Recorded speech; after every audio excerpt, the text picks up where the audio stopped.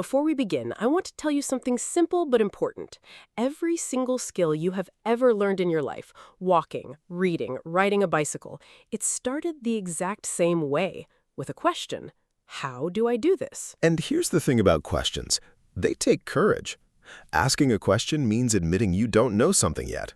For a lot of people, that feels uncomfortable. It can feel like a small risk. But every person who ever became fluent in a language, they asked questions, out loud, in front of other people, even when they felt awkward, even when their accent wasn't perfect yet. So today, we're learning the 3 words that build almost every question in spoken English. Do, does, and did. Small words, tiny words really, but they are the foundation of curiosity itself. Every do you, every does she, every did they. These are the words of someone who wants to understand more. If you're still here, still learning, still asking, that already makes you someone we deeply respect. Let's learn these words properly, once and for all. Welcome to Musk Unleashed, the English podcast for real life, real questions, real growth. I'm Ethan. And I'm Emma. Today's lesson is one of the most foundational topics in all of English grammar. Do, does, and did. These 3 words don't usually carry much meaning on their own, but they do an enormous amount of work behind the scenes. Building questions, making negatives, and even adding emphasis to what you say. By the end of this episode, you'll never hesitate over which one to use again. Let's get into it. Let's start with the basics. Do and does both belong to the present tense. The only difference between them is who you're talking about. Do goes with I, you, we, and they. Does goes with he, she, and it, and any singular noun. Do you like coffee? You, so do. Does she like coffee? She, so does. And here's a small detail that makes a huge difference in how natural you sound. With does, the main verb stays in its base form, no extra s at the end. This is a really common mistake. People say, does he plays football? That's wrong. The verb should just be, does he play football? The s already lives in does. It doesn't need to repeat on the main verb, too. Think of it like this. Does is already carrying the weight of that third-person s. The main verb gets to relax and go back to its simple base form. He plays football. That's a regular statement. No do or does needed. But the moment you turn it into a question or a negative, does he play football? Play loses its s because does already has it. Same logic for negatives. He doesn't play football, not he doesn't plays football. 1 s total on doesn't, never 2. Quick role play.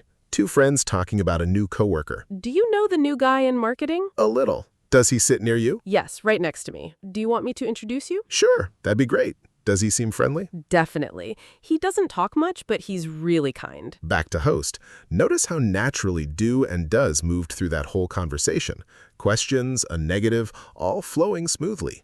That's the rhythm of real spoken English. Now, did. And honestly, did might be the easiest of the 3 to use because it solves a problem instantly. Here's the good news. Did works for every single subject. I, you, he, she, it, we, they, doesn't matter. 1 word, no exceptions. Did you sleep well? Did she call you back? Did they arrive on time? You never have to stop and think, wait, is this do or does for the past? You don't. Past tense only ever uses did. That single rule removes so much confusion once it clicks. And just like does carries the s, so the main verb doesn't have to, did carries the past tense, so the main verb goes back to its simple base form. She went to the party.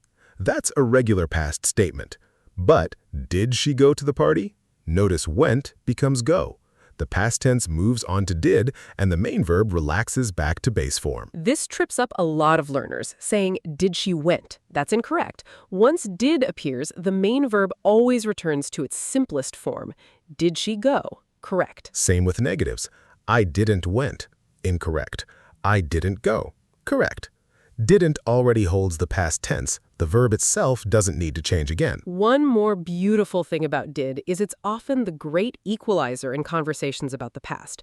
No matter who everyone's talking about, did stays exactly the same. Quick role play. A parent asking about their child's day at school. How was school today? Did you have a good day? It was good. Did you know we had a science experiment today? No, tell me. What did you do? We mixed vinegar and baking soda.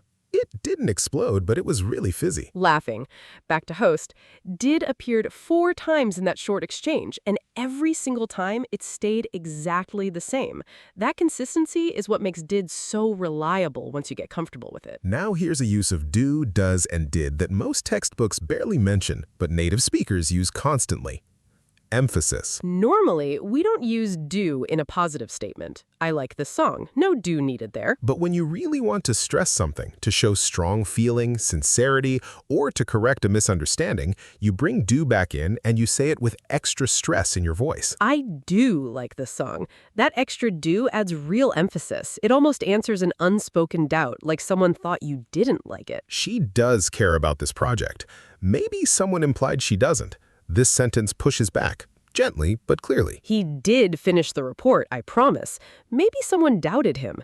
Did here defends him, reassures the listener. And when you say these out loud, the auxiliary word gets the stress.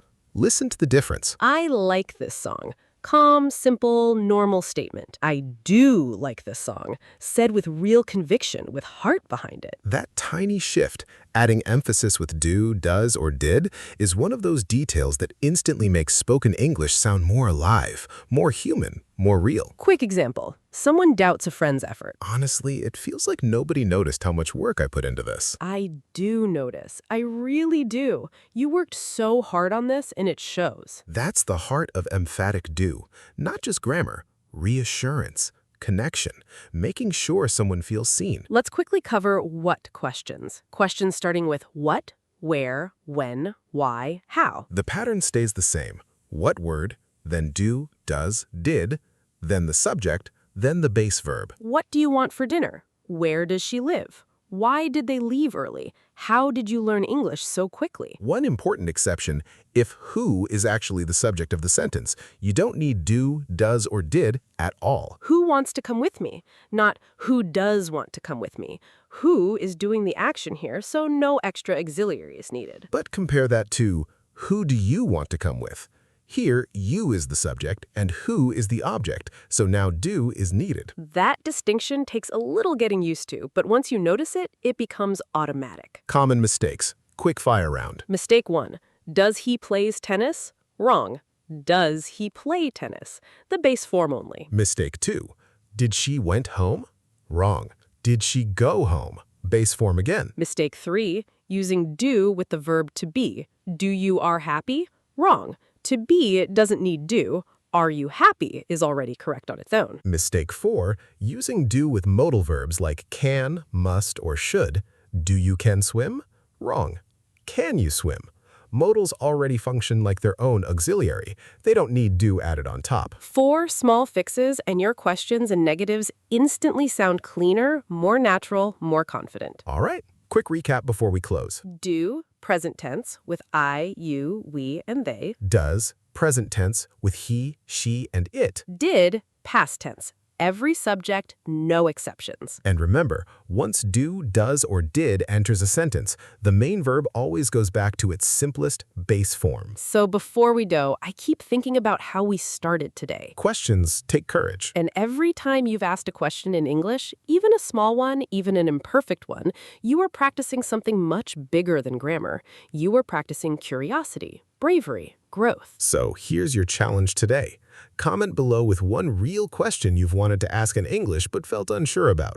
Doesn't matter how simple it is. We'll read it. We might even answer it in a future episode. If this episode helped you, hit subscribe. It tells us you want more of this, and it genuinely keeps us going. We'll see you next time. Same channel, same honesty, same belief in you. I'm Emma. I'm Ethan. And this is Musk Unleashed. Keep asking, keep growing. See you in the next one.